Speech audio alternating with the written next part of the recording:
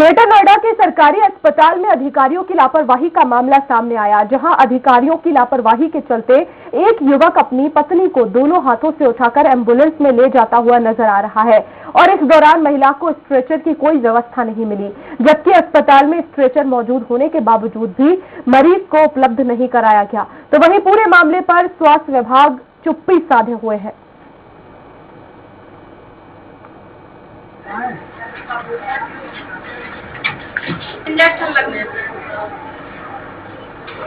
तो देखिए, तस्वीरों में भी आप साफ देख सकते हैं कि जो महिला के परिजन है वो कैसे अस्पताल से महिला को जो है अपनी गोद में उठाकर ले जा रहे हैं, बावजूद इसके कि वहां पर स्ट्रेचर मौजूद है, लेकिन वो स्ट्रेचर नहीं मिला उन परिजन को। लेकिन इसके पीछे क्या कुछ वजह है, ये भी हम जानने की कोशिश करेंगे।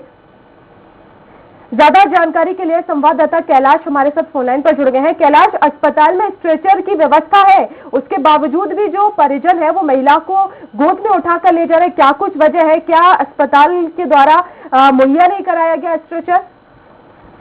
जी बिल्कुल, देखिए वर्षा, इस तरह की जो घटनाएं घटती हैं ये सरासर एक जो अफसरशाही है उसकी लापरवाही देखने को मिलती है। दरअसल होता यह है कि हाईटेक सिटी जो ग्रेटर नोएडा बोला जाता है उसमें ये लापरवाही की जो व्यवस्था है ये सरेआम देखने को मिलती है। इस तरह के एक अस्पताल में एक महिला को बिना स्ट्रेचर के गोदी में उठाकर उसको एम्बुलेंस में लेकर जाया जाता है और डॉक्टर उसको बिल्कुल बाकायदा देखते रहते हैं और किसी तरह की कोई यानी कि उस महिला को जो सुविधाएं मिलनी चाहिए वो नहीं देते हैं। ये बहुत बड़ी लापरवाही का आलम देखने को मिलता है। जी बिल्कुल, लेकिन इस पूरे ही मामले में अस्पताल प्रबंधन की तरफ से क्या कुछ कहा गया है? क्यों महिला को स्ट्रेचर पर नहीं लाया गया?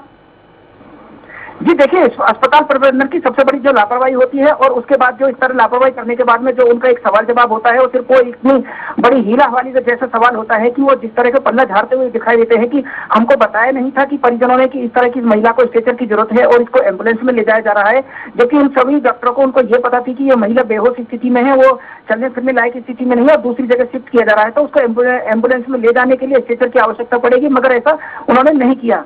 जब डॉक्टर से पूछा गया तो वो अपनी बगले झांकने के लिए मजबूर हो गए और इधर उधर भागने लगे। लेकिन इस मामले में तो अस्पताल प्रबंधन पर सख्त से सख्त कार्रवाई की जानी चाहिए, क्योंकि अगर ऐसे में महिला को कुछ हो जाए या हाथों से गिर जाए, किसी भी तरह की कोई अप्रिय घटना यहाँ पर अगर होती है तो इसके जिम्मेदार क्या परिजन होंगे?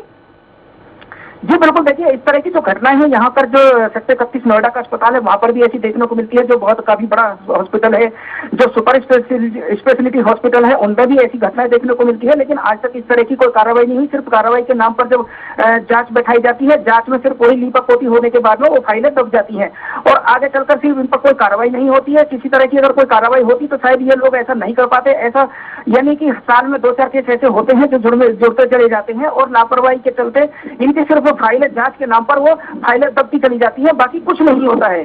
और जबकि गौतम बुद्ध नगर ऐसा जिला है जहां पर यहाँ पर देखा जाए तो कि स्वास्थ्य के नाम पर सबसे ज्यादा यहाँ ढिंढोरा पीटा जाता है। जी बिल्कुल, बहुत शुक्रिया तमाम जानकारी के लिए।